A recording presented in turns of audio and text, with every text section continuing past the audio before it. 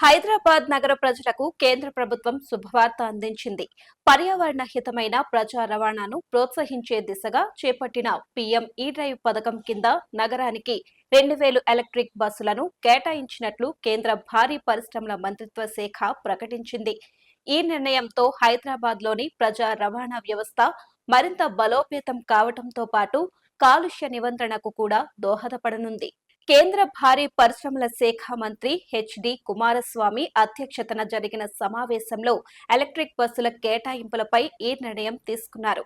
ఈ సమావేశంలో తెలంగాణ, కర్ణాటక, ఢిల్లీ, గుజరాత్ రాష్ట్రాలపై ప్రధానంగా దృష్టి సారించారు. పథకం ప్రస్తుత దశలో బెంగళూరుకు సుమారు 4500, ఢిల్లీకి 2800, అహ్మదాబాద్ కు 1000, సూరత్ కు 600 బస్సులతో పాటు హైదరాబాద్ కు 2000 ఎలక్ట్రానిక్ బస్సులను అందజేయనున్నట్లు మంత్రిత్వ శాఖ ఒక అధికారిక ప్రకటనలో స్పష్టం చేసింది. మంత్రి కుమారస్వామి మాట్లాడుతూ ప్రధాని నరేంద్ర మోదీ నాయకత్వంలో భారతదేశం ఇప్పుడు సుస్థిర పట్టణ రవాణా దిశగా దృఢమైన అడుగులు వేస్తోంది.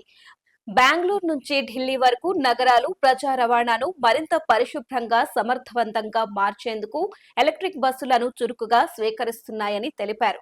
మేము కేవలం ఎలక్ట్రిక్ బస్సులను కేటాయించడమే కాకుండా నూతన ఆవిష్కరణలు మరియు పర్యావరణ స్పృహతో భారతదేశ రవాణా వ్యవస్థ భవిష్యత్తును తీర్చిదిద్దుతున్నామని ఆయన వివరించారు. కేంద్ర రాష్ట్ర ప్రభుత్వాల సమన్వయంతో పీఎం ఈ డ్రైవ్ హామీని నెరవేర్చేందుకు కట్టుబడి ఉన్నామని కుమారస్వామి పేర్కొన్నారు.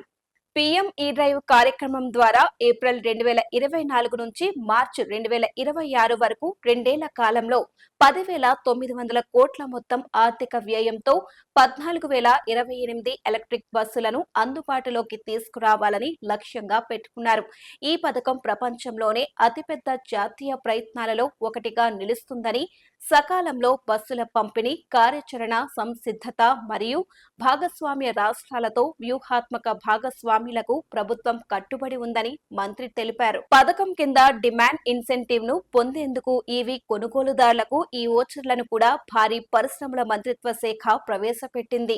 అంతేకాకుండా పీఎం ఈ డ్రైవ్ పథకంలో భాగంగా ఈ అంబులెన్స్లను, ఈ ట్రక్కుల కోసం కూడా చెరో 500 కోట్లు కేటాయించారు. రోగుల సౌకర్యవంతమైన రవాణా కోసం ఈ అంబులెన్స్ల వినియోగాన్ని ప్రోత్సహించడం ఈ పథకం యొక్క ఉద్దేశం. అదేవిధంగా వాయు కాలుష్యానికి ప్రధాన కారణమవుతున్న ట్రక్కుల స్థానంలో ఈ ట్రక్కులను కూడా పథకంలో చేర్చారు.